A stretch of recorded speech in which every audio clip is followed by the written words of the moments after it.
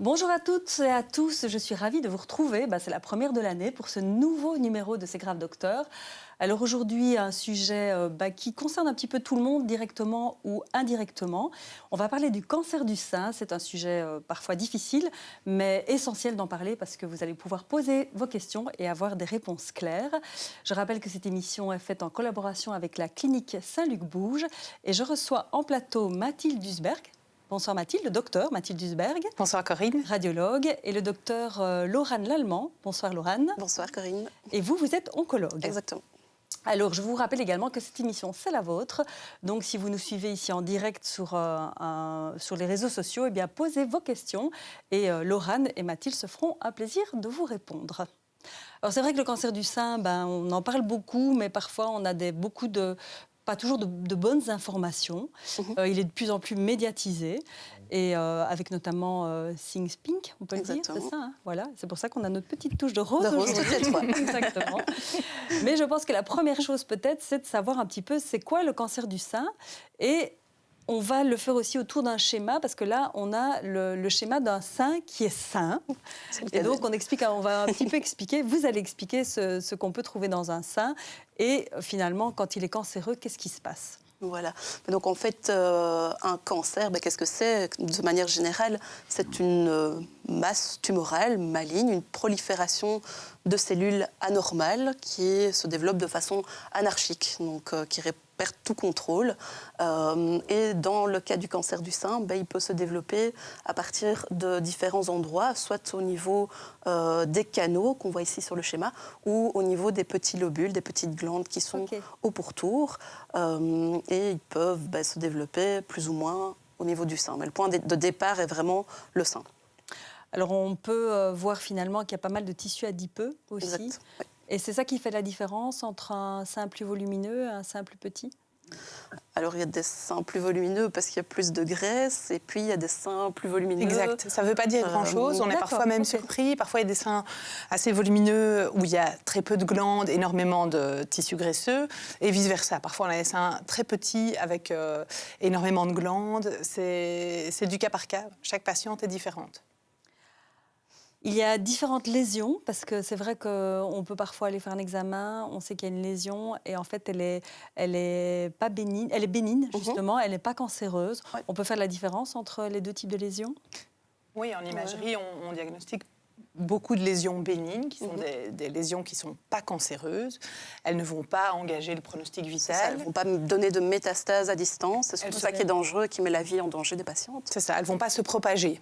Mais c'est quoi alors une lésion bénigne finalement ? Par exemple, ça peut être un simple kyste. Ça peut être, il y a des mots plus médicaux, ça peut être un fibroadénome, ça peut être un papillome. On a vraiment toute une gamme de lésions bénignes. Et puis on a des lésions frontières qui sont un peu charnières. Et puis après, on a les lésions vraiment cancéreuses qui, elles, vont engager le pronostic vital. Et au fur et à mesure que ces cellules anormales se multiplient, elles peuvent se propager même à distance du sein. Est-ce qu'une lésion bénigne peut devenir maligne ? Il y a certaines lésions, comme les tumeurs in situ, dont on parle aussi, qui sont des lésions qu'il faut prendre en charge, même si elles ne sont pas, si elles ne prolifèrent pas à distance, mais elles peuvent parfois dégénérer en quelque sorte, et c'est pour ça qu'il faut prendre en charge ce type de lésion aussi. D'accord. Et généralement, une lésion bénigne, on peut la conserver, ou il vaut quand même mieux l'enlever ? Si on est sûr que c'est une lésion bénigne, d'abord on essaye d'avoir la preuve. Donc il faut avoir la preuve. Ou bien on a des critères d'imagerie stricts qui nous disent c'est une lésion bénigne, on s'arrête là. Parfois, on veut vraiment avoir la preuve à la biopsie, à l'anapathe. Une fois qu'on a cette preuve, on peut se dire on reste là. Parfois, il y a des lésions bénignes qui peuvent aussi déranger la patiente, qui peuvent être volumineuses. Oui. On a des kystes qui peuvent parfois s'enflammer. Parfois, on a des fibroadénomes qui peuvent mesurer plus de 3 cm. Et alors, c'est vrai que ça peut déformer le sein. Et alors, on conseille quand même à la patiente de prendre un avis chirurgical, pas pour le côté cancéreux, parce que ce n'est pas un cancer, mais plus pour le volume et la gêne que ça peut occasionner. Alors, je l'ai dit, c'est une émission aussi où les patients et les gens qui nous suivent peuvent poser leurs questions. Il y a déjà eu quelques questions préalables. On pense parfois que le cancer du sein, les seins, c'est une histoire de femmes, mais on va écouter cette première question. concernant donc le cancer du sein, est-ce que c'est un cancer qui concerne aussi les hommes?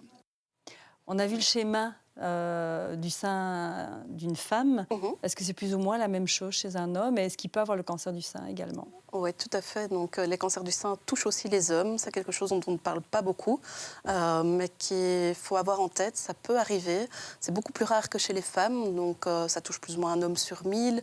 Ça représente un cancer du sein sur 100. Donc, c'est beaucoup plus rare. Mais le problème, c'est qu'il n'y a pas de dépistage. Et donc, il faut que les hommes soient attentifs à certains symptômes, à certaines anomalies au niveau de la poitrine. Donc, mais c'est quelque chose qui existe et qu'il ne faut pas banaliser. Oui. Le sein d'un homme est fait comme le sein d'une femme, avec moins de tissu adipeux. C'est plus ou moins la même chose ou pas du tout? Question piège. Il y a une quantité moindre, évidemment, de glandes, mais il y a aussi un tissu mammaire qui est présent, donc en moindre quantité, mais oui, tout à fait. C'est ça qui peut se cancériser, comme chez une femme, en fait. Ouais. Alors, vous l'avez dit, un cancer sur 100 concerne les hommes. On va peut-être justement aussi voir les chiffres. C'est important, en fait, de se rendre compte avec quelques graphiques. Voilà, donc ici, le cancer du sein, on en parle beaucoup. Pourquoi? Parce que ça va toucher déjà énormément de personnes. C'est environ une femme sur 8 qui fera un cancer du sein un jour dans sa vie. Et ici, ce qu'on voit sur les graphiques, c'est la proportion en fonction des âges. Et on constate que le cancer du sein touche essentiellement les femmes de plus de 50 ans. Donc, ça peut arriver à tout âge, donc aussi bien chez des patientes jeunes, de moins de 30 ans, c'est possible, mais ça peut aussi arriver chez des patientes de 90 ans. Donc voilà, il faut rester attentif à tout âge, tout à fait. Et est-ce que ça a évolué? Je ne sais pas s'il y a d'autres chiffres là à donner sur les graphiques. Donc, c'est vraiment pour montrer que la proportion est vraiment beaucoup plus importante à partir de plus de 50 ans, si vous voulez. On voit vraiment que les moins de 30 ans sont vraiment extrêmement minoritaires. C'est toute fine tranche, donc 0,5%. Donc ça, c'est vraiment beaucoup plus rare, mais c'est tout à fait possible. Mais voilà, les pics d'âge sont vraiment plus aux alentours. Donc l'âge moyen de développement d'un cancer du sein chez la femme, c'est plutôt aux alentours des 65 ans qu'on aura vraiment ce pic d'incidence. Donc si on parle des facteurs de risque, un des premiers facteurs, c'est l'âge alors? C'est l'âge. Tout à fait. Alors, on peut aussi parler d'autres facteurs de risque, comme... il y en a plusieurs. Le tabac est un facteur de risque. Le mode de vie. Le mode de vie, donc le tabac, la sédentarité, le surpoids qui peut aller avec, l'obésité, l'alcool, qui est aussi un facteur de risque. Ça, c'est heureusement des facteurs de risque sur lesquels on peut jouer. Donc on peut adapter son mode de vie. L'âge, malheureusement, on ne sait pas y changer grand-chose. L'alimentation. L'alimentation, c'est aussi tout ce qui va éviter le surpoids. Donc oui, ça joue beaucoup sur la prévention du cancer du sein. Au niveau des facteurs de risque, on a aussi une autre question. Moi, j'ai une petite question. Est-ce que ça peut être héréditaire? Car voilà, en ayant des enfants, c'est une chose qui me procure du souci, voilà. Oui, ça peut être héréditaire, mais ce qu'il faut quand même garder en tête, c'est que c'est une minorité des cancers du sein qui sont héréditaires, génétiques. C'est beaucoup médiatisé. Hein. Voilà, c'est beaucoup médiatisé. Oui, j'en faisais référence encore. C'est que 5 à 10% des cancers du sein qui sont héréditaires, vraiment avec une mutation génétique sous-jacente. Qui prédispose au cancer du sein, mais c'est vraiment une minorité de patientes. C'est pas parce que, par exemple, la maman a fait un cancer du sein que d'office, sa fille encourt un grand risque de cancer du sein. Il faut rester attentif. Ça reste quand même dans les facteurs de risque. Si dans la famille, il y a eu des cas de cancer du sein, il faut rester attentif. Mais c'est loin d'être une évidence que la personne... C'est l'exception. Voilà. C'est l'exception plutôt. Voilà, tout à fait. Alors, idée fausse ou pas, est-ce qu'en général, les cancers du sein héréditaires sont des cancers qui se contractent plus jeunes? C'est ce qu'on entend beaucoup, finalement, avec des cas qui ont été Tout à fait. médiatisés, comme Angelina Jolie. On a des signaux d'alerte, des petits red flags qui nous disent, des drapeaux rouges qui nous mettent la puce à l'oreille, de se dire attention, sans doute que là, chez cette patiente ou ce patient, il faut aller plus loin et d'emblée aller chercher... La cause génétique, oui, tout à fait. les Et patients plus jeunes. l'âge en fait partie. Donc les patientes qui ont un âge jeune, quand elles développent leur cancer du sein, il faut se dire, tiens, il y a de bonnes chances, de bonnes probabilités qu'elles soient porteuses d'une mutation génétique qui prédispose au cancer, en fait. Ça, c'est un des critères qui doit nous faire penser à une origine génétique, c'est l'âge jeune. Mais il n'y a pas que ça. On parlait justement des hommes. Là aussi, la probabilité que ce cancer chez ce monsieur soit survenu est plus importante que ce soit d'origine génétique, en fait. Les femmes aussi qui ont plusieurs cancers du sein, elles C'est ça. font un cancer du sein à droite et puis 5 ans après, un cancer du sein à gauche, un autre type de cancer du sein. Chez celle-là, on va aller... C'est ça, on va aller aussi faire un dépistage génétique. Les patientes qui ont énormément d'antécédents familiaux, par exemple, beaucoup de cas de cancer du sein dans la famille ou d'autres types de cancers dans la famille. Donc, notamment, je pense ici au cancer du pancréas, au cancer de la prostate chez les hommes, au cancer de l'ovaire. Donc ça doit nous mettre la puce à l'oreille, nous dire attention, c'est peut-être quelque chose d'origine génétique. Oui, c'est ça. Il y a des associations de cancer. Justement, voilà. Question, c'est quoi les associations cancer du sein et aussi dans l'autre sens, à partir du moment où on a fait un cancer du sein, est-ce qu'on doit être attentif peut-être à ne pas développer d'autres cancers ? Alors, il y a certains cancers, quand c'est d'origine génétique, qui sont associés avec le cancer du sein et donc pour lesquels on propose d'être prudent, notamment le cancer de l'ovaire chez la femme. Oui.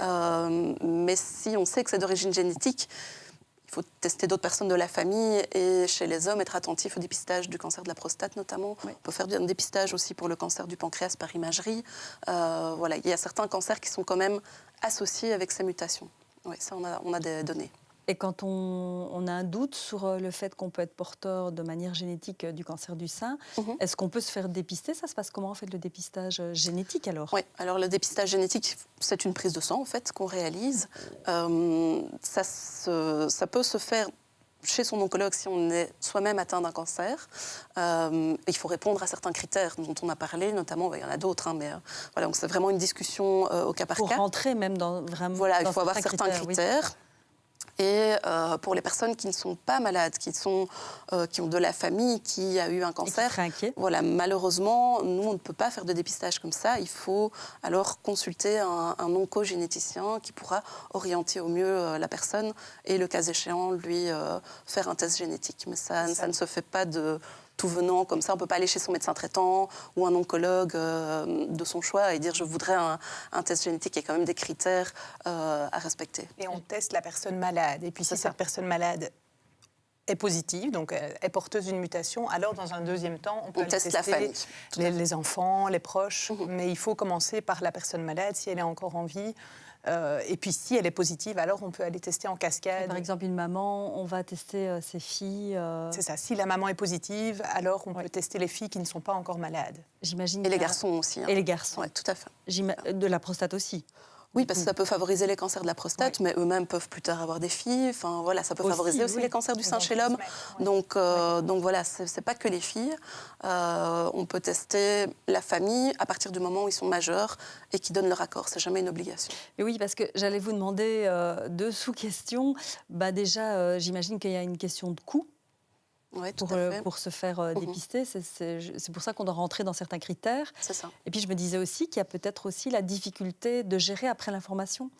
Vous parliez de majorité, je suppose qu'il y a ça aussi. Comment est-ce qu'on gère l'information ? Encore une fois, on en revient à un cas qui a été médiatisé, où il y a eu une mammectomie des deux seins. Ce n'est pas nécessairement une décision facile à prendre non plus. C'est pour ça que ça doit se faire dans un cadre et toute annonce comme ça doit idéalement se faire avec un oncogénéticien qui pourra pas seulement annoncer à la personne vous êtes porteuse d'une mutation qui augmente votre risque, mais expliquer, voilà, il y a des choses qu'on peut mettre en place, il y a des suivis qu'on peut mettre en place, que ce soit le dépistage par imagerie, éviter certains facteurs de risque aussi. Donc voilà, c'est pas juste annoncer à la personne vous avez un risque surajouté, c'est expliquer et apporter et accompagner la personne, tout à fait. C'est ça qui est super important. Alors, dans les facteurs de risque, il y a les facteurs de risque sur lesquels on peut avoir une influence, et puis il y a quand même des facteurs de risque plus complexes. L'hérédité déjà, clairement, mais il y en a d'autres aussi, qu'on ne sait pas vraiment gérer. Oui, donc notamment tout ce qui est hormonal. Pour les perturbateurs. Oui, c'est ça, on a un peu de pouvoir, mais pas complètement non plus. Ce qui voudrait dire alors que le cancer du sein a augmenté par rapport à il y a 50 ans. On n'a peut-être pas vraiment les chiffres, mais... Oui, je pense qu'il y a plusieurs facteurs qui peuvent expliquer qu'il y a une augmentation. Il y a le mode de vie des gens, il y a plus de sédentarité, il y a plus d'obésité. L'espérance de vie a augmenté et on voit que c'est chez les personnes plus âgées. Le dépistage aussi, il y a sans doute aussi des patients, tout évidemment. Ça passait c'est difficile de savoir vraiment. Voilà, tout à fait. Mais donc, donc les perturbateurs endocriniens, il y en a encore d'autres en fait, sur lesquels on n'a pas d'influence. Oui, sur lesquels on n'a pas d'influence. Au niveau hormonal, l'âge à laquelle on va avoir ses premières règles, à laquelle on va être ménopausée, on n'a pas de pouvoir là-dessus, mais ça peut influencer. On peut faire une corrélation entre cancer du sein et après on ne veut pas non plus inquiéter les gens, mais non, bien sûr. Si c'est une idée reçue peut-être. Si on a nos menstruations plus jeunes, on est plus susceptible d'avoir un cancer du sein. Alors c'est vrai que ça augmente un petit peu le risque. Le fait d'avoir une ménopause tard, ça peut augmenter aussi un petit peu le risque. C'est vraiment l'exposition aux hormones. Mais voilà, l'exposition aux hormones dans la durée, le fait d'avoir pris un traitement hormonal substitutif après la ménopause pour donner des hormones qui ont chuté lors de la ménopause, ça peut aussi être un facteur de... pour l'instant. Voilà. Alors, il y a quand même des données... Voilà. Oui, il y a du bon, il y a du mauvais, mais pour le cancer du sein, c'est mieux pas. C'est mieux d'éviter, mais... C'est une question d'équilibre. Mais si on regarde juste pour le cancer du sein, nous, on préfère qu'il n'y en ait pas. Oui. En tant qu'oncologue, on préfère qu'il n'y en ait pas. En tant que gynécologue, en tant que rhumatologue. Voilà, donc c'est vraiment à peser au cas par cas, et à discuter avec la patiente. À voir avec les antécédents familiaux de la patiente, c'est vraiment un tout. Et ça peut être quelques années et pas sur le long terme. Il ne faut pas prendre ça aveuglément. Non, tout à fait. Mais ça peut être discuté au cas par cas. Oui.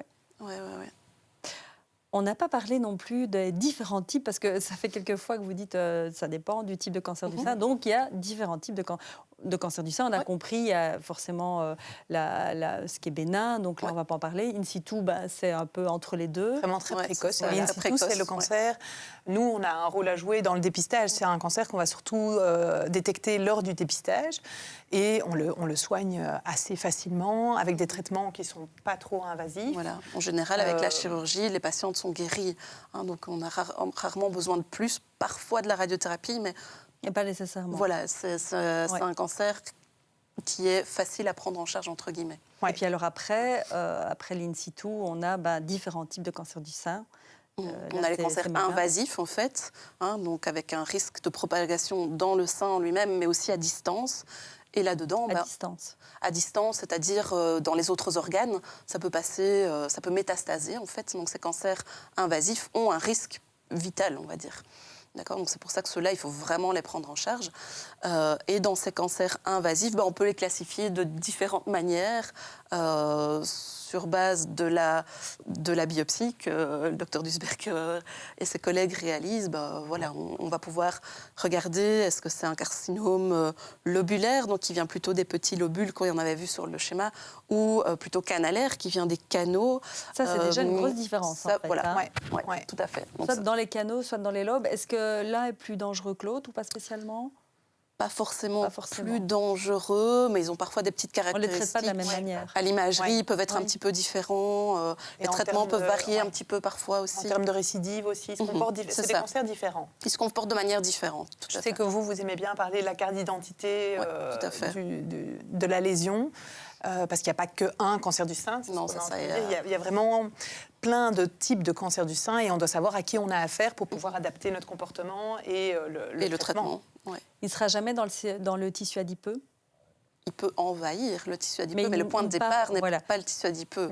Ou alors c'est d'autres vraiment... En tout cas, il y a deux points de départ, ça c'est sûr. Voilà. Mais en fonction du point de départ... Enfin, il y a 2 points de départ, mais dans les 2 points de départ, il y a différents types encore. Exactement. Plus agressifs ou moins agressifs. Voilà. Nous, on va regarder différents critères, notamment, est-ce qu'il y a certains récepteurs pour les hormones notamment. On va regarder s'il est sensible aux hormones féminines, aux oestrogènes, à la progestérone.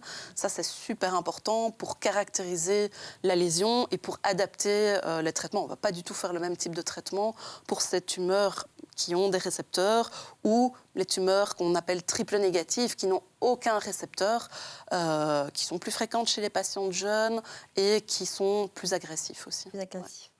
Alors avant de passer quand même aux questions aussi, parce qu'on a déjà quelques questions, on va clôturer le volet facteurs de risque. Il y a aussi dans les facteurs de risque le fait de pouvoir d'être exposé à certains facteurs environnementaux de manière répétée, qui peuvent aussi influencer. On a parlé notamment de la pollution atmosphérique, ça c'est quelque chose sur lequel on a peu de pouvoir en tant que personne. Et ça a été en tant que avéré, société, ça voilà, ça a été tout à fait. Il y a eu des études très sérieuses qui ont montré le lien entre pollution atmosphérique et cancer du sein. On l'a vu aussi dans d'autres types de cancers, mais voilà, dans le cancer du sein, ça a bien été établi. Donc voilà, là, je pense que c'est à notre échelle, en tant que personne, on peut faire certains efforts, mais c'est surtout au niveau politique, je pense qu'il faut penser à la santé de la population. Alors, on a quelques questions déjà qu'on nous a posées sur les réseaux sociaux, qu'on va voir ici à l'écran, mais en même temps, je peux également... Mireille qui se demande s'il existe des alternatives à la mammographie, donc un examen qui est souvent vécu comme contraignant et parfois remis en question dans le débat public. Alors là, je vais m'adresser à Mathilde. C'est vrai qu'on n'a jamais envie d'aller faire une mammographie. Hein. Non, pourtant, on fait tout pour attirer les patients. C'est pour ça qu'on les plus shoot, on s'en occupe bien. Mais c'est vrai qu'on souffre de préjugés difficiles à effacer. La mammographie reste vraiment... Mais donc, quand on fait un dépistage, on a la mammographie, d'abord on a l'examen clinique, la mammographie et l'échographie. Et c'est vrai que ces deux examens, on ne peut pas faire l'un sans faire l'autre, ils sont complémentaires. Donc, si on se passe d'une mammographie, on va rater certains types de cancers. Et si on fait que l'échographie, on va faussement rassurer la patiente. Bien sûr, on va détecter certains cancers, mais pas tous. Et donc, c'est vraiment l'association des deux, la mammographie et l'échographie, si elle est nécessaire, qui apporte le plus d'informations. Désolée Mireille, mais... Oui, et alors les mammographes ont franchement évolué. Donc les constructeurs font de mieux en mieux. On essaye de mieux... Degrés, on essaye de mieux répartir la pression, qu'elle soit homogène sur tout le sein et pas à un seul point. Et surtout, nos technologues font en sorte que l'examen dure le moins longtemps possible. Ça joue, donc on supporte beaucoup mieux une pression de courte durée que pendant une minute entière. Et souvent, nos technologues, elles papotent. Franchement, la tension est assez... Et puis, il y a une période aussi du mois où il vaut mieux éviter, en tout cas... à choisir, maintenant, à certains moments. Hein. Oui, maintenant, les rendez-vous ne sont pas toujours faciles à avoir en fonction du cycle. Les cycles des patients ne sont pas toujours réguliers non plus, parce que parfois, on a des patients qui ont des cycles fortement irréguliers, on ne peut pas prédire.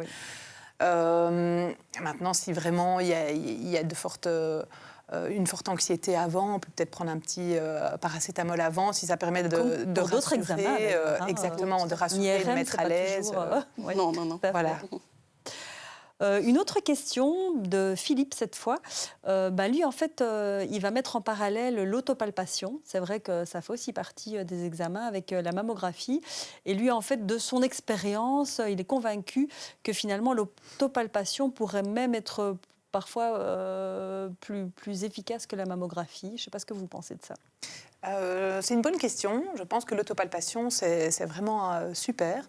Ça permet à la patiente de connaître son corps et de consulter quand elle détecte un changement. Maintenant, l'autopalpation ne va pas remplacer le dépistage. Non. Il y a quand même des tumeurs que même nous, en tant que professionnels, on ne palpe pas toujours. Donc, on peut passer à côté de certaines choses quand même. Et le but, nous, on n'est pas que là pour dépister des tumeurs volumineuses. Ça, je pense qu'en effet, les patientes peuvent le faire elles-mêmes, elles le sentent.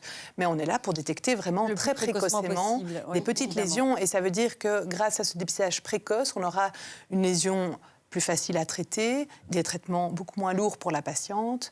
Je pense que tout le monde y gagne, mais l'autopalpation ne pourra pas remplacer le dépistage classique. C'est en plus, je pense.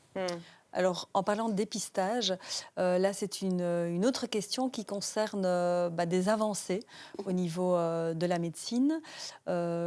Question, d'ailleurs, qui n'était pas nominative, enfin, je ne pense pas, et qui nous dit qu'à l'université de Leuven, il y aurait eu des nouvelles avancées et qu'on pourrait, par une simple prise de sang, savoir si on a certains cancers. On ne dit pas là si c'est cancer du sein ou pas. Je pense que la personne ici fait référence à une analyse qui se fait, mais pas encore de manière de routine, on va dire, plutôt dans le cadre d'études, et qui est la recherche d'ADN tumoral circulant dans la circulation sanguine. Donc, on peut détecter la présence de cellules cancéreuses comme ça. Mais malheureusement, c'est encore une technique qui est relativement coûteuse, qui n'est pas encore déployée à grande échelle. Mais c'est vrai que ça permet de dépister des petites choses, même aussi parfois pour surveiller éventuellement après un traitement s'il n'y a pas encore des cellules qui persistent dans le corps de la patiente.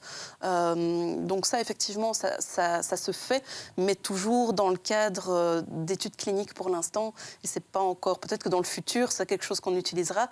Et c'est vrai que c'est très... le principe est très beau, mais malheureusement, c'est encore quelque chose qui n'est pas développé et utilisé à grande échelle. Et le principe est super, mais c'est vrai qu'on sera aussi confronté à certains patients qui vont revenir avec des prises de sang avec de l'ADN cancéreux circulant, et où nous, en bilan d'imagerie, il faut quand même qu'on puisse détecter quelque chose. Donc il faut que la lésion fasse quand même 2-3 mm. Et donc peut-être qu'on va tomber sur des patients où on va leur dire, écoutez, pour l'instant on ne voit rien, on vous recontrôle dans 3 mois, voir si ça n'a pas poussé quelque part. Donc ça va être, ça va être compliqué, mais pour le dépistage, en tout cas, c'est pas encore quelque chose qu'on utilise. Et d'ailleurs, au niveau du dépistage, la prise de sang, elle peut parfois ne rien montrer, et qui est un cancer, quoi, clairement. La plupart du temps, ça montre rien. Quand on a un cancer du sein relativement précoce, je vais dire, la prise de sang, on ne voit rien du tout. Donc les patients sont souvent étonnés. Même le marqueur tumoral, le fameux CA15.3 qu'on utilise pour le suivi, dans quasi 100% des cas, on va dire, pour une tumeur qui n'est pas partie ailleurs dans le corps, qui est toujours localisée au niveau du sein, il sera normal. Donc c'est vraiment pas un bon moyen de dépistage que de faire une prise de sang. Avant de reparler du dépistage, on a une dernière question. Et là, c'est quelqu'un qui nous suit et qui suit un traitement hormonal au Femara. Et c'est une internaute donc, qui témoigne de douleurs importantes liées à ce traitement et qui s'interroge sur la nécessité de poursuivre ce traitement pendant 5 ans, malgré les effets secondaires. Oui, donc le Femara, c'est vrai que c'est ce qu'on appelle une hormonothérapie. C'est un traitement qu'on prend oralement, en prévention. Enfin, la plupart du temps, ici...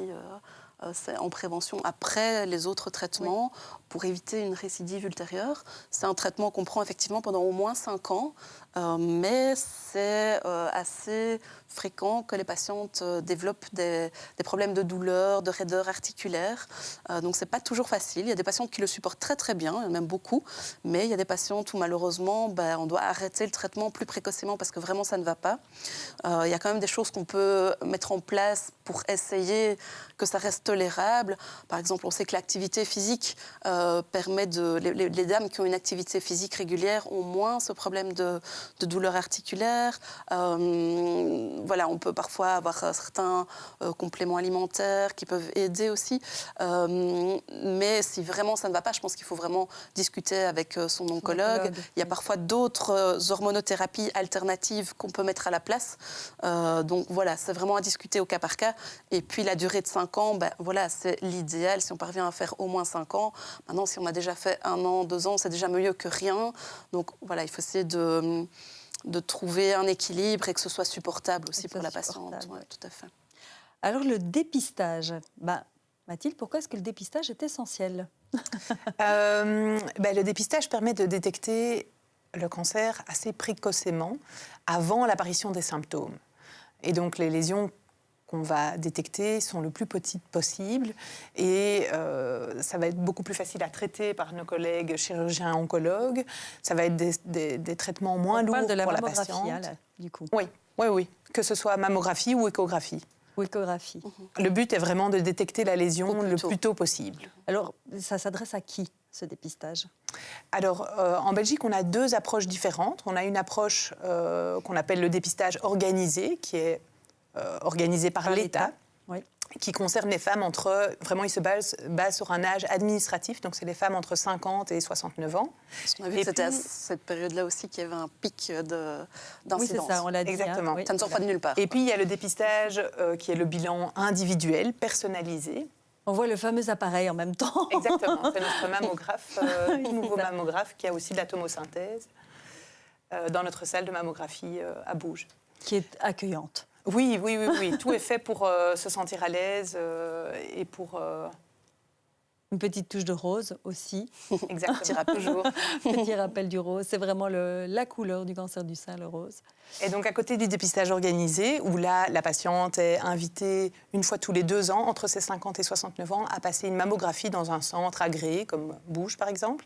Elle vient faire sa mammographie et puis elle repart chez elle et elle recevra...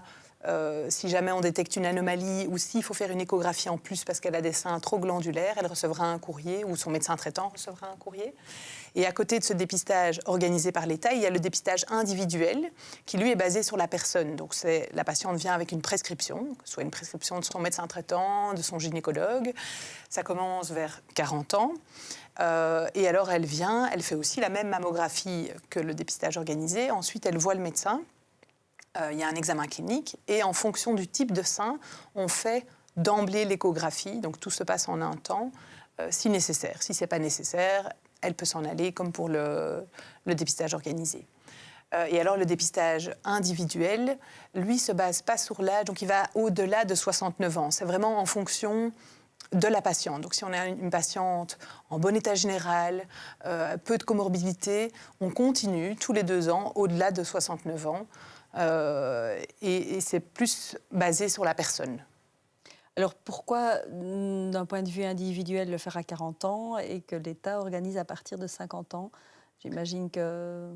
Il y a une question de coût aussi. Il y a une question de coût et d'intérêt. Le dépistage organisé, c'est cette période-là où on a le plus de probabilité de dépister un cancer, en fait. Mais pourquoi est-ce qu'on va le faire, nous, à 40 ans? Parce qu'on a des facteurs de risque? Parce que... Alors, on prend en compte, c'est ça. Donc, selon chaque patiente, en fonction des facteurs de risque, est-ce qu'il y a des cancers, oui ou non, dans la famille?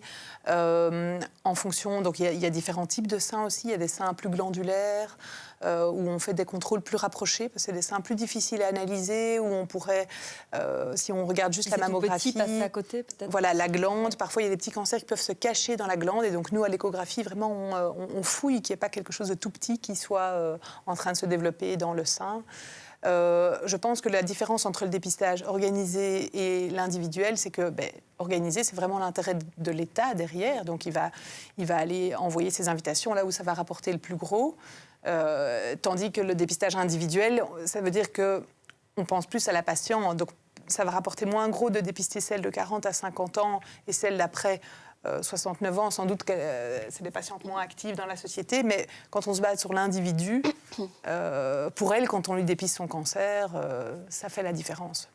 Et à ce moment-là, c'est quelle fréquence? On l'a dit, l'État, c'est tous les 2 ans, c'est ça? Oui, tout à fait. Et si c'est individuel, ça dépend un petit peu, j'imagine. C'est au cas par cas, de nouveau? Ça dépend un petit peu. En général, on se situe entre 1 et 2 ans. En fonction de la densité du sein, donc est-ce qu'il y a plus ou moins de glandes. Alors parfois, quand on détecte quelque chose, on fait des suivis aussi à 6 mois, limités dans le temps. Et puis il y a des patientes où... Et puis en fonction de la patiente et du prescripteur. Il y a des patientes parfois qui disent moi, je n'ai pas envie de m'exposer trop aux rayons X, je ne suis pas à l'aise avec ça. Du coup, vous vous posez cette question-là, c'est un peu décrié, hein, d'être trop exposé, c'est pas une bonne chose. Donc c'est pour ça qu'on ne le démarre pas trop tôt non plus, quoi. Oui. On ne commence pas à 20 ans, parce que justement, il y a cette exposition aux rayons dont il faut tenir compte. Ouais. Donc la mammographie utilise les rayons X. Après, ils sont très faiblement dosés. C'est un examen qui est... C'est important de le dire, ça? Exactement. On le fait depuis des années, c'est sécurisé, mais il ne faut pas commencer trop tôt. Un sein d'une patiente jeune, il est plus radiosensible aussi. Et donc, on ne fait pas de mammographie chez des patientes de 20 ans, 30 ans, sauf si, en tombant sur la lésion, on se dit, là, il y a vraiment de quoi aller plus loin. Et alors, ces rayons X, il faut aussi... savoir relativiser. On est tous exposés aux rayons aussi. L'exposition naturelle fait qu'on est exposé aux rayons. Et quand on prend un vol en avion, quand on prend un vol moyen courrier, c'est l'exposition d'une mammographie. Pourtant, les gens prennent l'avion. Alors là, Mathilde, vous nous dites quelque chose. Oui, les gens ne s'en tracassent pas plus que donc, ça. Donc, quand on prend l'avion, c'est la même chose que l'exposition... D'une mammographie. Donc, le bénéfice, c'est toujours une question de bénéfice-risque. Et le bénéfice de la mammographie surpasse vraiment le risque d'exposition. le bénéfice de l'avion peut parfois être intéressant aussi. Mais bon, Non, mais c'est pour ça que c'est pas le parfois débat un du exemple jour. concret permet Oui, tout à fait. Oui, de c'est se dire, intéressant. oui, de c'est vrai que relativiser un petit Oui, peu. et de quoi. relativiser. je ne me pose pas la question quand je prends l'avion, mais pourtant... Ouais. Donc voilà, oui, il faut les utiliser avec parcimonie, il faut les faire que quand c'est nécessaire, mais il ne faut pas les diaboliser non plus, quand c'est Non. utilisé à bon escient. Voilà. Et ne pas les diaboliser non plus dans la manière dont ça se passe. On l'a dit, voilà, les mammographes se sont améliorés, ça va plus vite, les techniciennes sont là pour rassurer, le faire le plus vite possible, l'endroit est accueillant, et puis ça ne dure quand même pas très longtemps non plus. Hein. Non. Ça. Non, parfois on a des patientes qui viennent même, elles en profitent, elles viennent avec une copine ou avec une sœur, elles viennent à deux se faire dépister, puis elles se font un lunch, ça peut aussi Ah ben être voilà, exactement. vécu, Ça. Sortie entre copines. Tout à fait. Et l'échographie, elle est utile uniquement dans le cas d'un sein glandulaire? C'est vrai que si on a des seins complètement graisseux, Mhm. eh ben, les rayons X, c'est comme si on avait un grand ciel bleu. On passe vraiment bien à travers, on est confortable. On voit il n'y a pas de cancer du sein et donc l'échographie n'est pas nécessaire. Quand il y a beaucoup de glandes, c'est un peu comme s'il y avait des petits nuages dans le ciel. Mais là, on va quand même aller fouiller à l'échographie, qui n'est pas un cancer les images. qui n'est pas un cancer qui se cache dans les nuages, dans la glande. D'accord. Alors, il y a l'autopalpation, on en a parlé, mais il y a aussi des signes qui peuvent alerter. Oui, tout à fait. Un changement d'aspect au niveau de la peau, que ce soit une lésion qui traîne, qui ne guérit pas, une rétraction au niveau de la peau, au niveau du mamelon, une induration qu'on palpe. C'est-à-dire une boule. Oui, c'est ça, une boule, pour faire simple. Ou une une boule boule dans le sein ou en sous dessous le du bras. bras, Ou en dessous du bras, Tout oui. à fait. Un écoulement au niveau du mamelon. Oui. Tous les écoulements sanguinolents. c'est ça, Donc s'il y a ouais, du tout à sang, c'est vraiment Ça, c'est vraiment des un points bon d'alerte, inconvénient. je veux dire, Ouais. localement au niveau du sein. Voilà, ça, c'est vraiment les Oui, choses à la douleur, tenir à l'œil. je le mettrai en C'est dernier. c'est pas le point d'appel. Souvent, Non. les patients me disent, mais j'ai pas mal. Mais c'est rare qu'une tumeur du sein, qu'un cancer du sein donne des douleurs. Ce qui ne nous arrange pas, parce que si les patientes avaient mal, elles viendraient se faire... Consulter plus rapidement. facile, C'est tout à ça. fait. Malheureusement, le cancer C'est du pas sein le point souvent, d'appel. ne fait pas mal. Ouais. Ouais. Alors, une fois qu'il a été diagnostiqué, il faut mettre un traitement en place. Mhm. C'est là aussi qu'intervient je pense qu'avant, on le confirme avec une biopsie. Toujours, Ça, toujours. Ouais. ça c'est important. Exactement. Ouais. Oui, c'est pour essayer de... Enfin, c'est pour connaître la carte d'identité, fameuse carte d'identité du cancer. À qui a-t-on affaire? Donc, Est-ce qu'on a bien affaire à un cancer, à une Oui. tumeur Ouais. maligne? À quel sous-type? Est-ce qu'il a des récepteurs aux hormones? Est-ce qu'il n'en a pas? Ça, il n'y a que la biopsie qui peut le dire. Exactement. Ouais.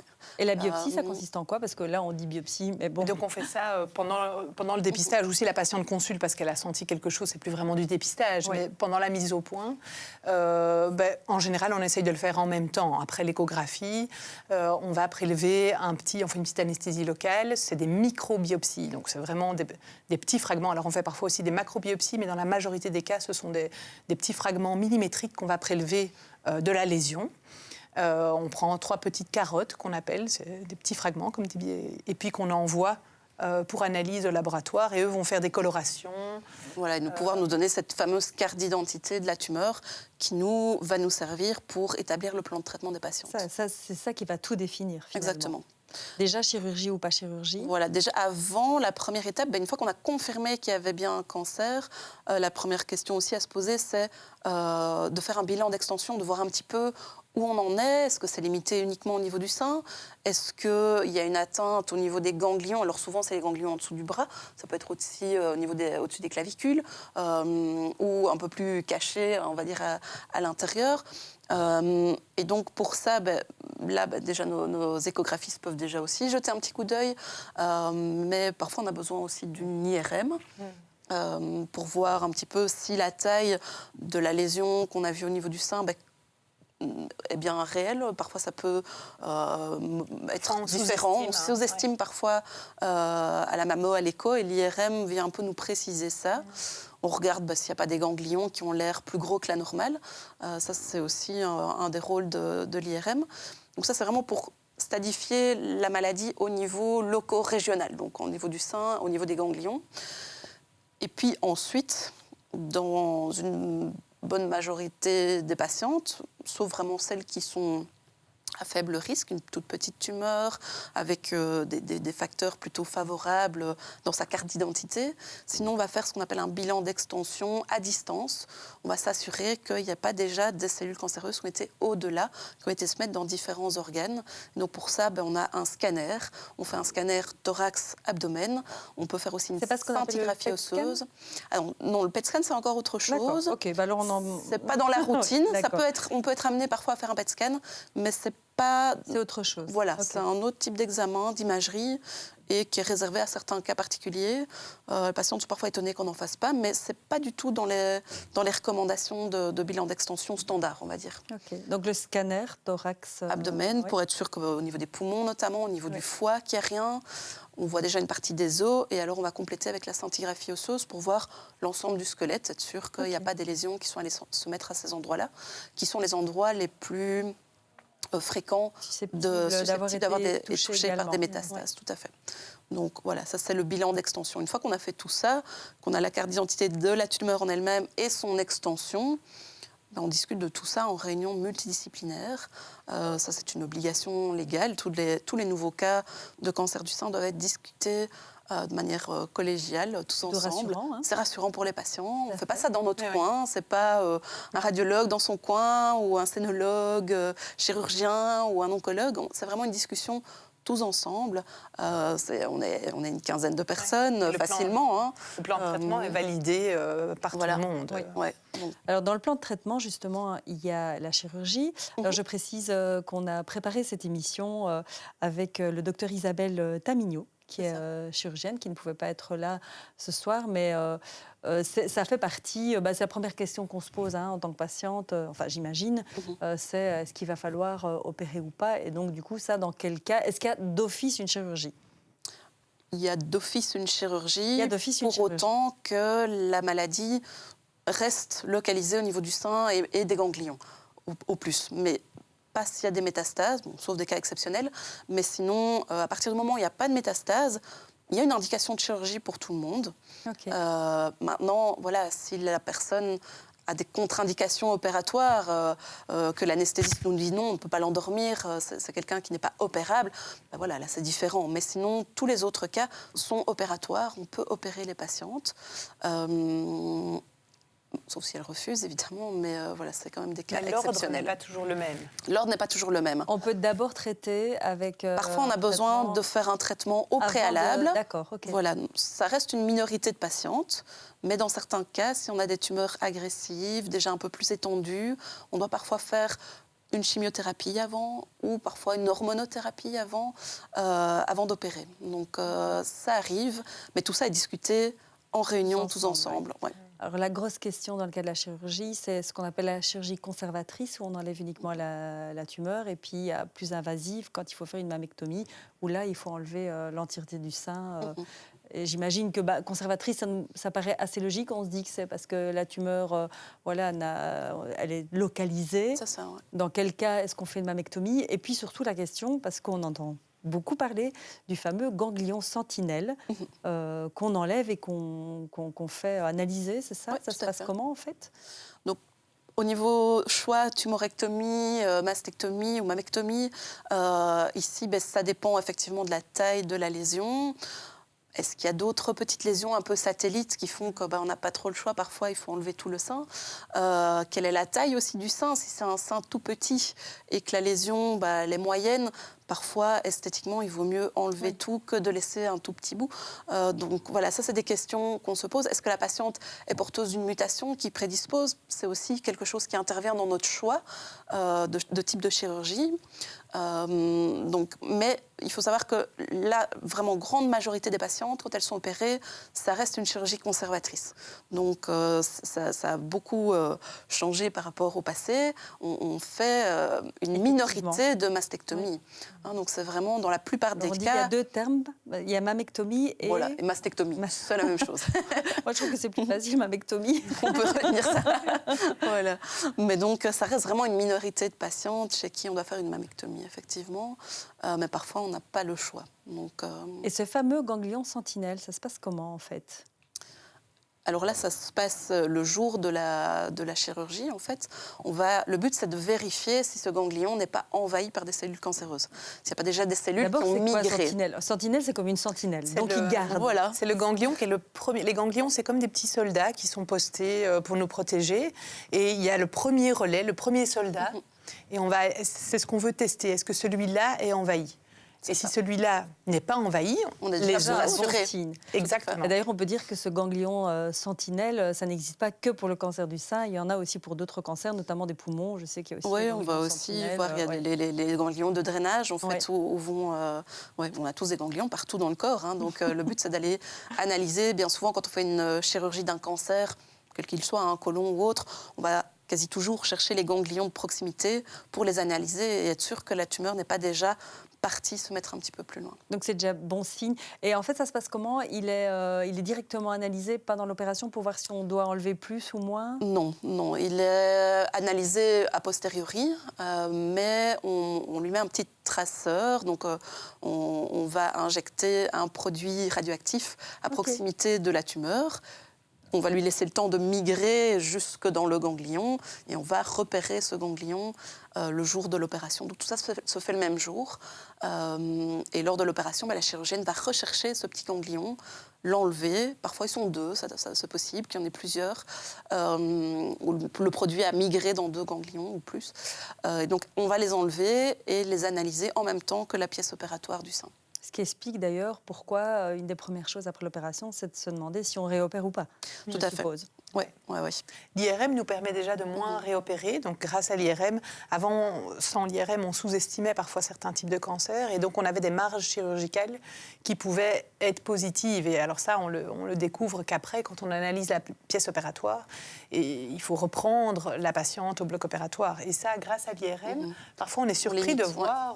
il y a vraiment une très bonne concordance. La lésion est plus étendue que prévu. Et alors, on se dit, au lieu de faire un traitement conservateur, malheureusement, on va basculer vers une mastectomie. Et ça évite à la patiente de devoir avoir plusieurs interventions de suite. Ça aussi, effectivement. Alors, un mot quand même aussi sur justement la chirurgie reconstructrice, qui est soit immédiate ou différée, parce que ça, c'est aussi un espoir pour la mammectomie, ou même si on enlève partiellement, mais que, comme vous le disiez, si c'est un petit sein, bon, voilà. Oui.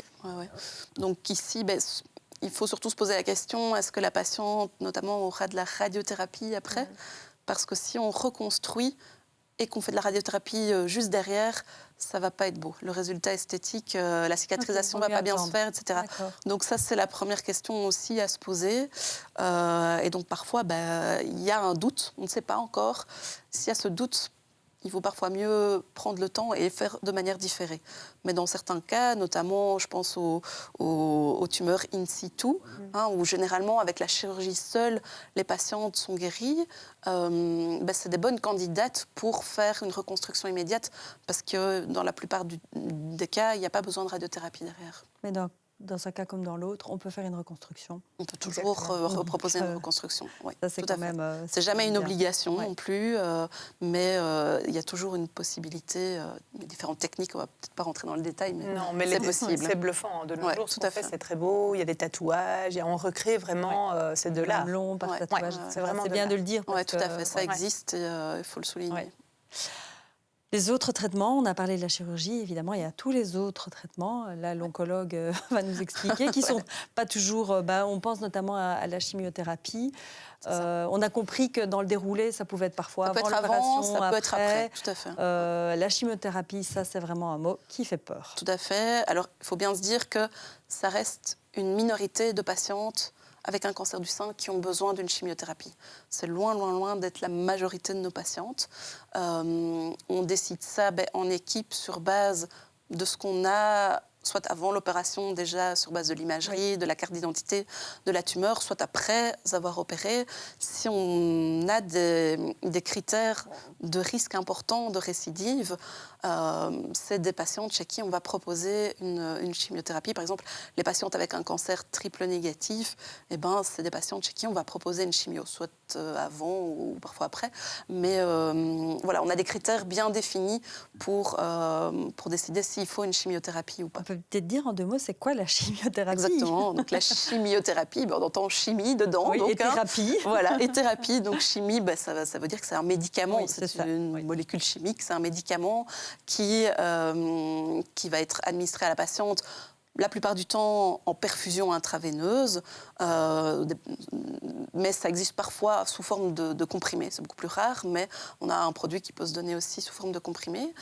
Et ce traitement, il a l'avantage d'agir partout dans le corps. Donc il va être dans vos vaisseaux et puis il va diffuser partout. Donc où que se trouvent les cellules tumorales, ça peut les détruire en fait, en quelque sorte, au moins empêcher qu'elles prolifèrent en étant toxiques au niveau de ces cellules tumorales. Au niveau du coup des effets secondaires de la chimiothérapie. Oui, c'est ça que j'allais dire. Là, on a bien compris qu'il y avait différents protocoles. Voilà, c'est ça. Il n'y a un produit pas chimique. une seule molécule de chimio. Voilà. Mais ce qui fait surtout peur, c'est les effets secondaires. C'est les effets secondaires. Et là, c'est peut-être intéressant aussi de rassurer. Oui, mais donc ici, c'est vrai qu'au niveau des effets secondaires, pourquoi est-ce qu'ils arrivent? Parce que justement, on agit sur tout le corps. Donc, il y a d'autres types de cellules dans le corps, des cellules saines qui peuvent être atteintes. Donc ici, le but n'est pas de vous faire une liste exhaustive de tout ce qui peut arriver, mais bien avoir en tête aussi que un protocole de chimiothérapie n'est pas l'autre et qu'une patiente n'est pas l'autre. Donc il y a des gens qui vont très très bien supporter, chez qui ça va passer comme une lettre à la poste, et d'autres qui vont beaucoup plus ressentir les effets secondaires de la chimiothérapie. Il y a des chimiothérapies qui font tomber les cheveux, il y a des chimios qui ne font pas tomber les cheveux. Voilà, c'est au cas par cas. Il ne faut pas tout de suite avoir peur alors que c'est peut-être ça. Et nous, on s'adapte aux patients. Le but, c'est pas de donner la même dose à tout le monde. On adapte les doses en fonction de la patiente qu'on a en face de soi et aussi de la tolérance. Si la première cure de traitement s'est pas bien déroulée comme il faut, on adapte les doses. Le but, c'est de trouver un équilibre et que ce soit supportable pour la patiente. Ouais. Alors là, on a 2 questions par rapport au traitement.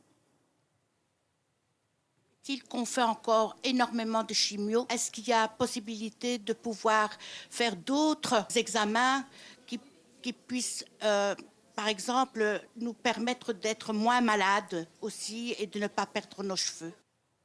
Là, elle disait... oui, au niveau des traitements. Oui, elle disait traitement et pas examen. Oui, c'est ça. Oui, on a parfois d'autres possibilités, mais qui ne sont pas toujours équivalentes non plus. On pense notamment, il y a souvent la question des patientes de savoir est-ce qu'on peut faire une immunothérapie pour le cancer du sein. Alors, il y a beaucoup de cancers pour lesquels on peut faire de l'immunothérapie. C'est mieux toléré ? Un traitement en général mieux toléré, effectivement. Et c'est quoi l'immunothérapie ? L'immunothérapie, c'est un produit aussi qui va être mis en intraveineux, qu'on va administrer aux patientes, qui va stimuler en quelque sorte leur système immunitaire. Lever un frein, en quelque sorte. Notre système immunitaire, il est un peu tenu en laisse, on va dire, pour ne pas s'activer tout le temps sans qu'il y ait de raison. On va lever ce frein, il va s'activer et il va reconnaître les cellules tumorales et les attaquer, en fait. Donc, c'est notre propre corps qui s'attaque aux cellules cancéreuses. Intéressant. Au contraire de la chimio, qui, elle, c'est un produit extérieur. Toxique en elle-même. En plus, oui. C'est pas notre propre corps qui va se défendre contre les cellules tumorales. Alors, ça existe dans le cancer du sein, mais malheureusement, pas pour tous les sous-types de cancer du sein et pas dans toutes les indications. Donc, on a une indication, on va dire, qui est le cancer triple négatif, mais on ne le donne pas vraiment tout seul. Il est toujours associé à une chimiothérapie.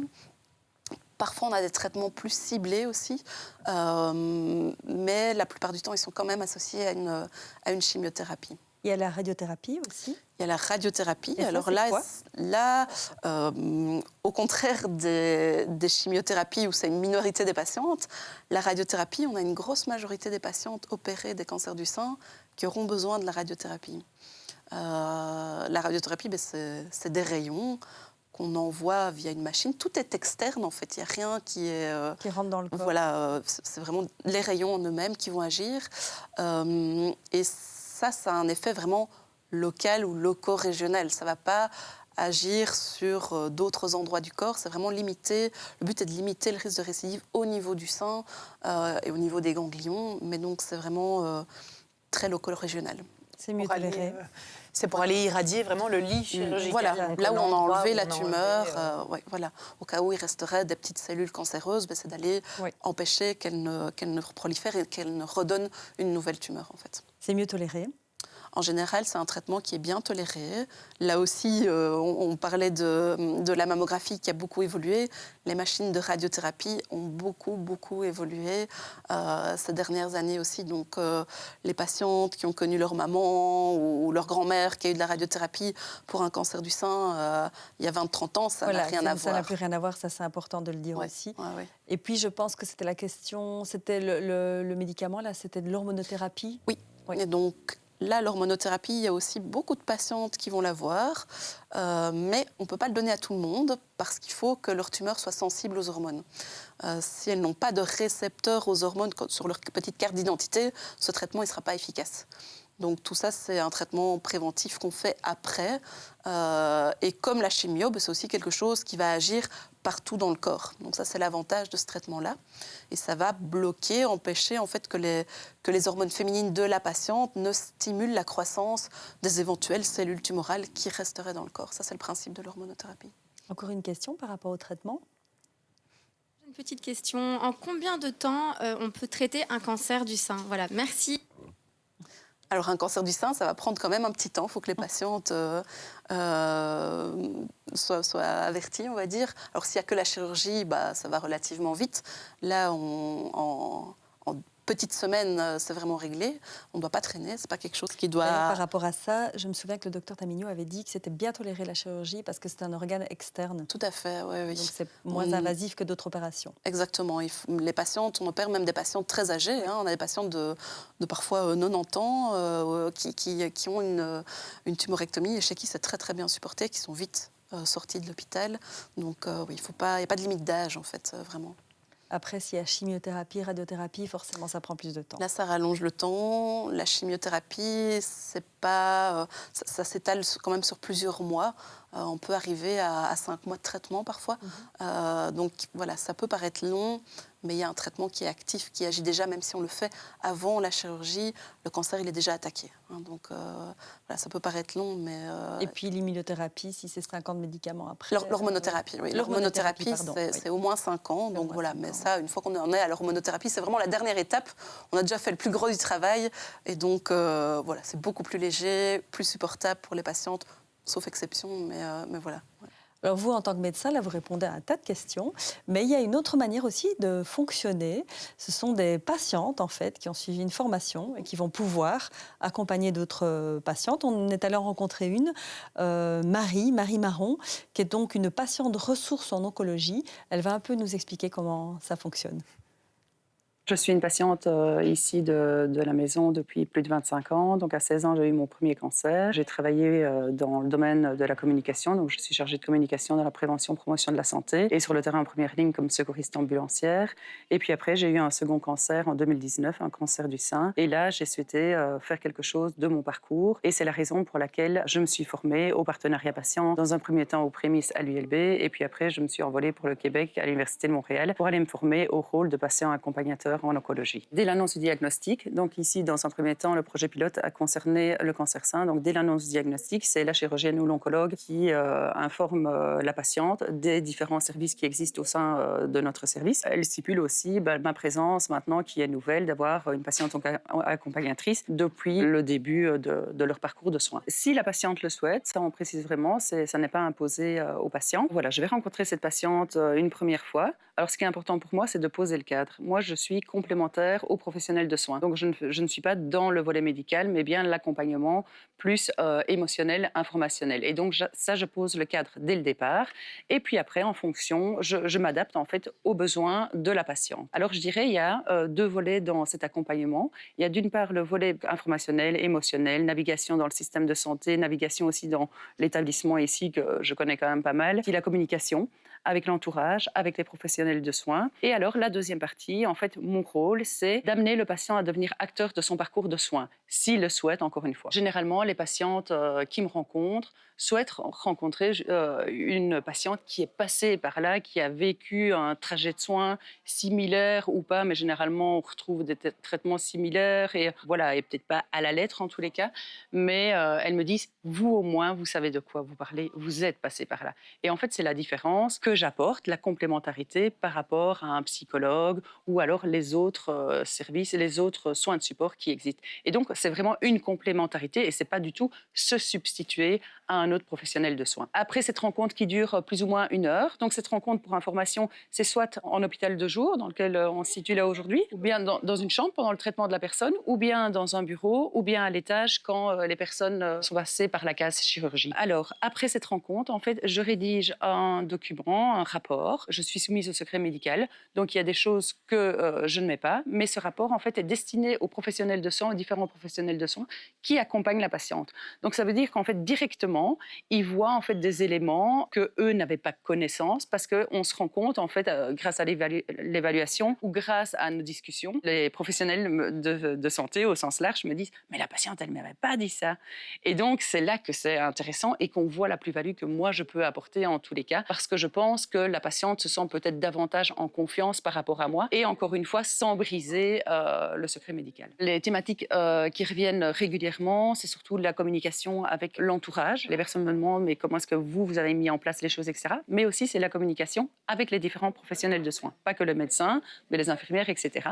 Et je me rends compte, en fait, qu'il y a encore très fort ce côté paternaliste qui existe chez certains patients où le médecin est sur un piédestal et on n'ose pas dire, on n'ose pas poser des questions. Et donc, moi, je vais encourager, en fait, je vais être présente pour encourager le patient à poser des questions, à dire, voilà, il y a des manières de dire les choses, etc. Et d'oser dire les choses. Et je pars du principe qu'en tant que patient, il nous faut des réponses à toutes nos questions. Ce qui m'a motivée à m'investir dans ce projet, c'est que j'ai eu, le dernier cancer que j'ai eu était un cancer très agressif, où j'avais peu d'espoir, où c'était l'inconnu, et j'aurais eu besoin à ce moment-là de rencontrer une personne finalement comme moi qui faisait le job que je fais aujourd'hui, et c'est vraiment ce qui m'a motivée à mettre tout en place, et c'est la raison qui m'a motivée à aller me former correctement pour arriver dans les soins et être à la hauteur de pouvoir accompagner une personne. Donc ici, j'accompagne des patients depuis juillet 2023. Et c'est vraiment notre plus-value ici au sein de Saint-Luc, en clinique du sein. Et aussi, voilà, j'ai monté mon activité et j'accompagne aussi des patientes en dehors de l'hôpital. Et donc, par exemple, c'est aller au chevet de la patiente, à domicile, etc., dans le cas de grosse fatigue, etc. C'est bien aussi d'avoir ça qui est mis en place, parce tout à que c'est fait. vrai que d'être accompagné par quelqu'un qui est passé par là. Oui, c'était une demande des patientes aussi. Donc maintenant que ça Super existe, important. c'est quelque chose de très positif. Ouais. Alors, on a besoin en tant que patient d'avoir des réponses claires. Et c'est bien parce qu'on est là ce soir aussi pour ça. Vous répondez avec des réponses claires aux questions. Alors justement, j'ai des nouvelles questions ici. Moi, j'ai d'abord juste un petit témoignage. Et c'est bien aussi parfois de le dire, de Liliane, qui elle, en fait... À 35 ans, tout était parfait. Et puis, à 40 ans, malheureusement, on lui a découvert un cancer. Elle dit qu'elle a été suivie à la clinique Saint-Luc et une biopsie a été faite directement et que voilà, ça fait 20 ans et qu'elle continue à être suivie. Et elle remercie les médecins, donc ça, c'est bien aussi. Et ici, on a Nadine qui nous demande, en fait, après avoir... Parce que là, on va parler de l'après.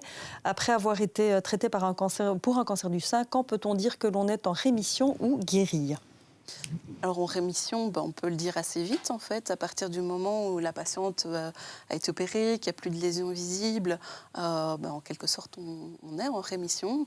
Après c'est de la surveillance. Combien de temps de surveillance ? Alors on fait un suivi pendant 10 ans en oncologie, donc on voit les patients de manière de plus en plus espacée au fur et à mesure du temps, mais pendant 10 ans, avec une mammographie, un bilan sénologique mammo-écho une fois par an. Mais voilà, une fois que nous, on les a, entre guillemets, lâchées, il faut qu'elles continuent leur suivi. Nous, elles resteront patientes à risque, ayant fait un cancer du sein. Elles peuvent en refaire un. Il n'y a pas que la récidive. On peut faire, c'est ça, un deuxième cancer du sein. C'est pas parce qu'on en a fait un qu'on est immunisé à vie. Malheureusement, oui. Et donc, Malheureusement, oui. Exactement, on continue. On l'a vu d'ailleurs aussi avec Marie. On continue le dépistage annuel chez ces patients qui ont eu un cancer du sein avec mammographie, échographie, examen clinique. Donc ça continue en imagerie médicale. Ouais, tout à Combien fait. de temps on estime que le risque de récidive est là, présent ? Alors ça dépend du sous-type de cancer du sein en fait. Plus il va être agressif, plus la récidive en général est précoce. Donc les tumeurs triple négatives, on va dire la majorité des récidives, si elles doivent avoir lieu, ont lieu dans les 2 ans.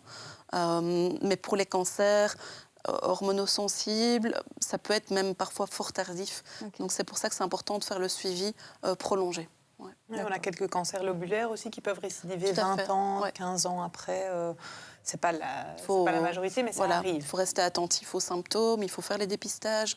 Donc oui, c'est important de ne pas être perdu dans la nature. Alors, malgré qu'on a déjà dépassé l'heure, j'ai quelques questions quand même fréquentes et idées reçues. Ouais. Et je vais quand même les poser parce que franchement, c'est un sujet, je pense, qui concerne tout le monde. Hein, je l'ai dit de près ou de loin. Parce que je pense que là, on a fait effectivement un petit peu pas mal le tour de la question. Alors, on a beaucoup parlé des déodorants à base d'aluminium. Qu'en est-il? Est-ce qu'il y a un lien avéré ou pas? De mes connaissances, c'est encore un peu controversé. Il y a des études qui disent oui, attention, ça peut modifier l'ADN, donner des problèmes cancéreux, notamment au niveau du sein, parce que d'où la proximité avec le creux axillaire. Il y a d'autres études. Si on se rase et qu'on fait des micro Voilà, s'il y a des petites lésions, on peut supposer que peut-être l'aluminium rentre plus facilement. Mais il y a d'autres études qui disaient que non, il n'y a pas vraiment de preuves. Donc voilà, dans le doute, moi, mon conseil, ce serait de limiter. Moi, j'ai l'impression qu'il n'y a pas d'études scientifiquement prouvées qui ont prouvé que l'aluminium était mauvais, mais c'est vrai que moi, à titre individuel, je n'en prends plus. Je n'en ai plus. Voilà, on trouve des alternatives, exactement. Voilà.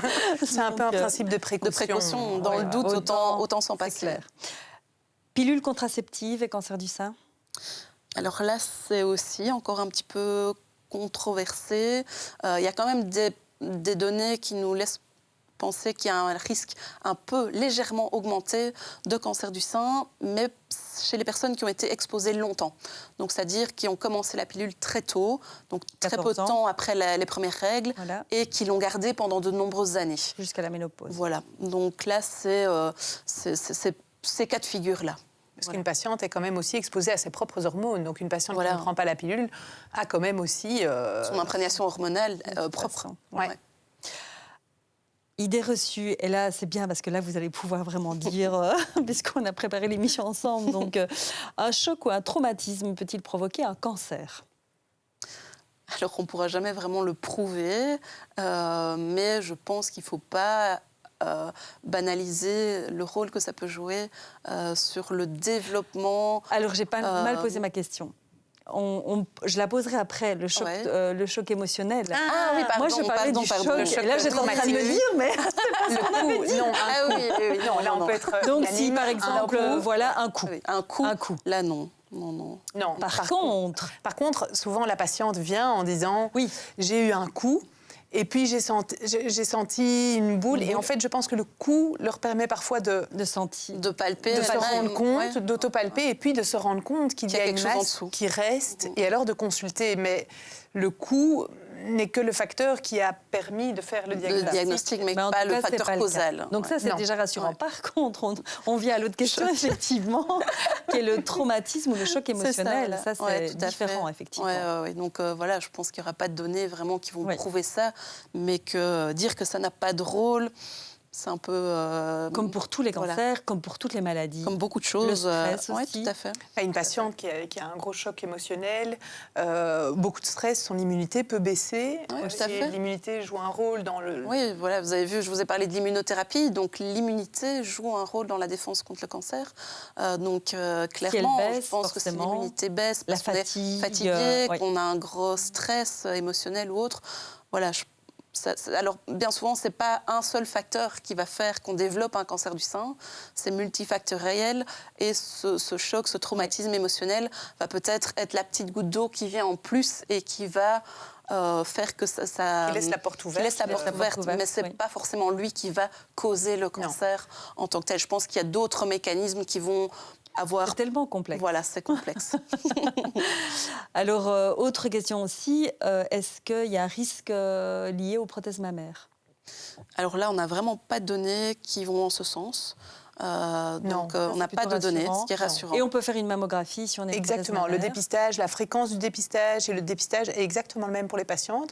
Maintenant, on a vraiment l'habitude, il y a pas mal de patientes qui sont porteuses de prothèses mammaires, on a des acquisitions, donc on comprime de manière un peu différente les seins, mais on fait des clichés de super qualité, on fait aussi l'échographie en général, ça nous permet aussi de vérifier l'intégrité de la prothèse, qu'elle Sûr qu'il qu'elle n'y soit ait pas pas de... abîmée, Et d'ailleurs, dans le cas d'une qu'il y ait pas, reconstruction, il y a une prothèse. Exactement, pas toujours. Pas toujours. Pas toujours, Ouais, mais ok, dans pas mal de cas, Ouais, voilà. Oui, on peut faire un utilise Il y a des prothèses. techniques plus alors, complexes si- où Ah oui, on va reprendre une partie au niveau abdominal pour ok. aller... Voilà, mais c'est des chirurgies plus lourdes en Plus général, compliqué, oui. mais où il n'y a pas de prothèse. Donc, D'accord. c'est pas toujours une vérité. On l'a un peu parlé, le sein volumineux n'a pas nécessairement plus de risques. Hein. C'est sa densité plus que son volume, en fait. Oui, c'est ça, c'est la densité.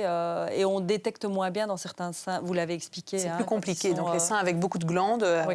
Qui on sont prend plus de pas temps. nécessairement plus gros, d'ailleurs. Non, ça peut être des patientes avec des petits bonnets A, mais avec très peu de graisse et que de la glande, des placards glandulaires, et on passe vraiment du temps à chercher. À chercher, ouais. Alors, pour terminer, sur les choses plus positives, qui seraient plutôt des choses qui seraient protectrices, est-ce que c'est des idées reçues ou pas, sur le fait d'avoir des enfants et l'allaitement ? Oui, tout à fait. Donc, le fait d'avoir eu des grossesses et d'avoir allaité sont des facteurs protecteurs. Effectivement, alors le but, c'est pas de culpabiliser les personnes qui n'allaitent Certainement pas, et que parce tout le comme monde je se le mette à faire répète- des enfants. Voilà. ce soir. Je le répète, c'est pas un facteur qui Bien va sûr faire que qu'on non. va développer un Oui. cancer du sein. Mais c'est parce que c'est ce qu'on le fait de entend ne souvent pas avoir aussi. eu d'enfants ou d'avoir eu des grossesses plus tardives est plutôt défavorable. Donc, oui, effectivement, le fait d'avoir eu des enfants ou d'avoir allaité sont des facteurs protecteurs. Mais ça n'immunise pas. Mais ça On a des n'immunise pas, patients qui voilà. nous disent, On a mais d'autres enfin, facteurs de j'ai allaité, j'ai ceci, Oui. mais... Si c'est une patiente qui fume, qui a des antécédents familiaux, ça va pas Bien sûr, suffire. évidemment. Ça ne va pas empêcher à 100% le développement. Un tout grand merci. En tout cas, Merci C'était à vous. vraiment, Avec plaisir. Merci pour très l'invitation. intéressant. Voilà. Oui. Merci à vous de nous avoir suivis. Alors le mois prochain, c'est un petit peu particulier parce qu'on va changer la forme de l'émission, mais pas le fond. Il sera toujours question de questions médicales. On parlera de la chirurgie esthétique le mois prochain, mais on ne sera plus ici en plateau, mais on va partir dans l'hôpital et on viendra faire l'émission directement auprès des médecins à l'hôpital. Alors si vous avez déjà des questions sur la chirurgie esthétique, n'hésitez pas, vous pouvez déjà les poser ici, en dessous de ce que vous venez de regarder sur le cancer du sein. Et puis après, on vous le rappellera aussi au cours du mois. Donc voilà, merci à vous, merci à nos intervenants. Merci également. Avec Et plaisir. à très bientôt.